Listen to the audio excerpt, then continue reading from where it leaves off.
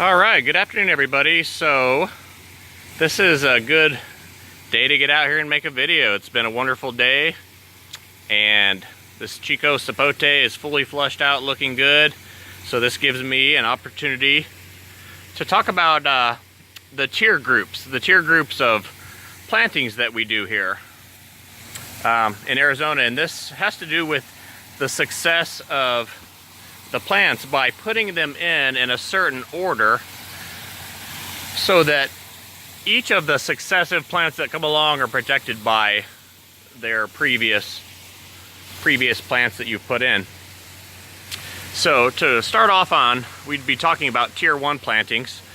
So tier 1 plants are very, very strong plants. They're plants that don't require very much or any kind of a microclimate at all whatsoever. So these are very tough plants that we're going to put in year 1 and let those guys grow, because we know they're going to form more or less a plant shield.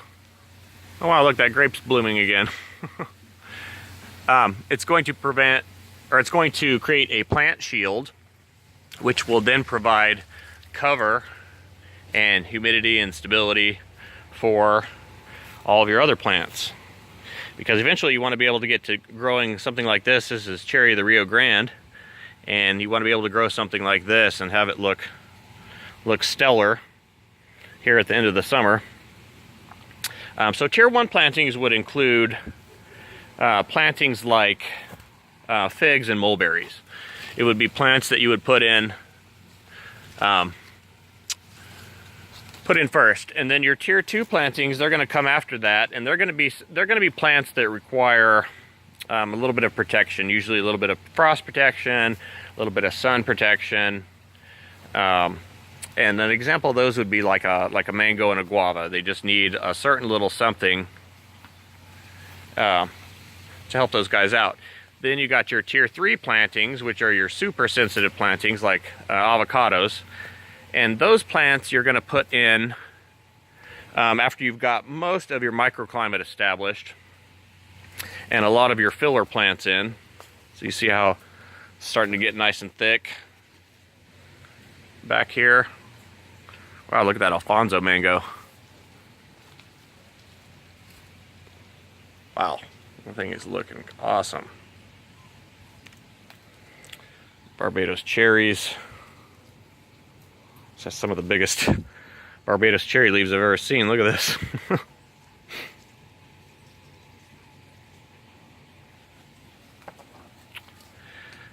So your tier 3 plantings can go in after you've got kind of a fill like this. Once you've got this microclimate established, you can kind of go back in and put another wave. Ooh, there's a mango. There's a carry. Nice. And then what I wanted to talk about a little bit today is your nanoclimate trees. Okay, so once you've got your full established microclimate, then you can start getting into some of the nanoclimate trees. And these trees are trees that are very, very sensitive or very specific to a certain part in your yard where you really can't put them anywhere else, because they're either going to just burn up from the outside ambient air temperature, or too much direct sunlight, too much wind, not enough humidity coming off the ground. These are very, very sensitive plants. So I got one right in front of me here. This is called a grumachama, and this is a type of cherry. But this also happens to be one of my favorite looking plants as far as like the new leaves look. Like, do you see the color and the glossiness? I really love this plant. But this plant, you can see here earlier in the year, got a little fried, even under this shade screen and having all this protection that I have back here. So now he's starting to put on a new little flush of growth, and man, I love it. This is one of my favorite plants, is this grumachama. Another one would be this lychee. So we've got a pretty good sized lychee back here, and he's just putting on some new flush. You can see that there. But also you can see how burned up he got. So this happened in June when we got that little flash fry. He got cooked, but I left the leaves on there because these leaves will send a signal to the plant that, hey, we need a little bit stronger leaves here. So he's putting on some leaves now that are a little bit more appropriate. So a lychee would definitely be a nano climate tree. Let's go over here to this wax apple real quick. Okay, so this is another one, and you can see having full microclimate out here, he still got fried. So here goes that June fry that we had, and now he's adapted and putting on some more appropriate flush. That's his new leaves there, so those look pretty good. So wax apple. Let's go over here. I've got another Grumachama tree over here. This one's a lot bigger. So this one, quite a bit taller, but he also is going through the same thing. So he's getting all his new flush of leaves. Just a gorgeous looking plant. I love these. So that's a couple examples there. The other ones they're not quite as sensitive as those. Like even like a Chico Sapote. A Chico Sapote, even though he is pretty sensitive, I mean, he can take some sun and some dryness. I mean, you see how good this guy looks. The mangoes, we know they're pretty tough. They're in a tier 2 plant. Got a big peach tree growing above it. That's a tier 1 plant, peach tree. Got a persimmon over here. Big old Fuyu persimmon. This would be a tier 3 plant. These are as difficult, or even more difficult than avocado trees here. Let's see, pomegranates back there, tier 1. Tier 1, starfruit, tier 2. Got a fig back here, tier 1. Avocado, tier 3. I mean, so I could probably make a list and go through all these plants and go over the tiers, but if you'll look at kind of where I planted them, they're appropriate to where they should be. This is a longan. Longans are a little bit stronger. So they're a tier 2 out here getting some sun. Mangoes. Mango is a tier 2, but you see planting them next to this block wall actually shields it. So then I stuck a couple mandarins in here with it. So in just this small little spot here, I've got a mandarin, a big mango, another mandarin, red Baron peach, and then I just stuck a sea grape in here, which I'll probably replace with something else a little bit larger. And then the longan gets the edge of that, so he gets the sun, a little bit of a sun edge. This mango gets a little bit of that sun edge. Sapote, black sapote. So I would say he's kind of like a tier 2 to 3. Fairly easy if you've got the right conditions. No full sun, afternoon sun. Of course, then as we go out here and ooh, another mango. Oh yes, see, this is why I like doing these. Ooh, that one's perfect. Another mango, and this is a Zill. This is off of this dude. Bink! Zill mango. Okay, and so yeah, as we go out here more into the sun, we've got a very protected persimmon. Peach, citrus as we go out. Big old guava tree, that's a tier 2. Cherry mango underneath it, tier 2. Mango tier 2. Mango tier 2. I got a plum by it, tier 1. Nice big Australian finger lime. I'm gonna say that's a tier 2 because you guys need to shade it. Apples, tier 1. So yeah, I'm not gonna go through all these and bore you with these, but these classifications are really important on how you plant your trees, what order you plant your trees in. You can jump a little bit here and there. I want to check out these other 2 mangoes. Because these 2, oh my gosh, look at that. That's a big bag and they are just stuffed in there. Wow.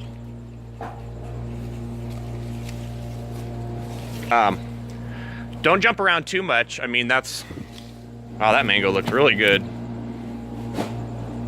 He's got a lot of new growth. Citrus, tier 1. Peaches, tier 1. Kiwi vines, I'm gonna say these are between a 2 and a 3 because these are a little difficult for people here, I would say.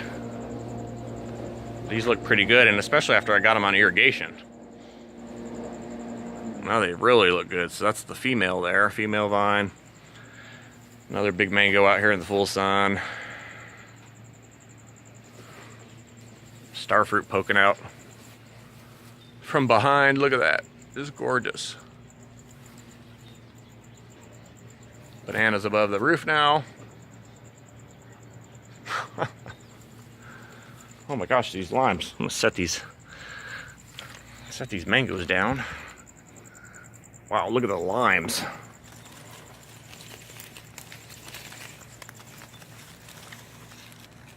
Each branch is just loaded up. Some nice sized ones now, getting some pretty official limes. Look at this though. It's insane. You just come cut a branch. So yeah, citrus tier 1. So yeah, everything should be looking, oop, forgot my mangoes. Everything should be looking pretty good right about now anyway, because we're kind of at the tail end of the monsoon season. And so, I mean, it really helps making it thick like this, guys. I know you may not think this is what you want initially, but once you get everything in, it all looks really good and just healthy. I mean, look at the color on the, look at this mandarin. Look at the color on this citrus tree. That is a pretty happy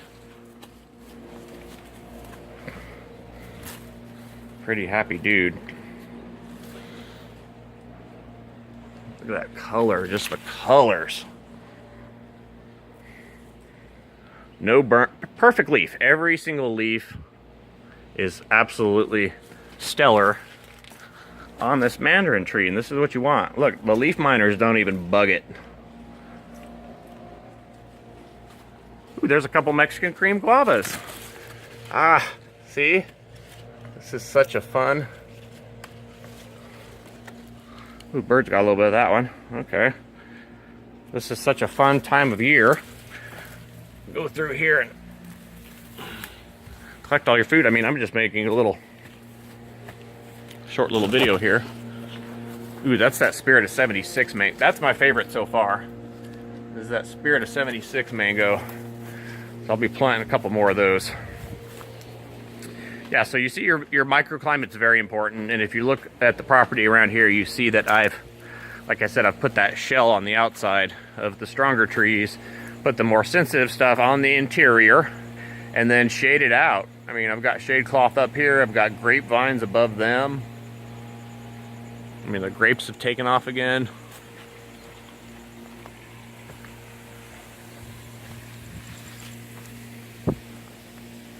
The mangoes, look at that guy. It's getting huge. It's over 10 foot. Big mulberry behind it. To protect him, another mulberry over there. Grapes covering everything for shade. Look at that. Grapevines for days.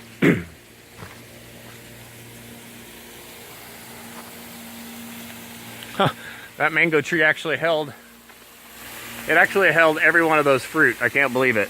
This thing had like 15 mangoes on it, and it held every one of them every one of them to the end. You're getting pretty tall.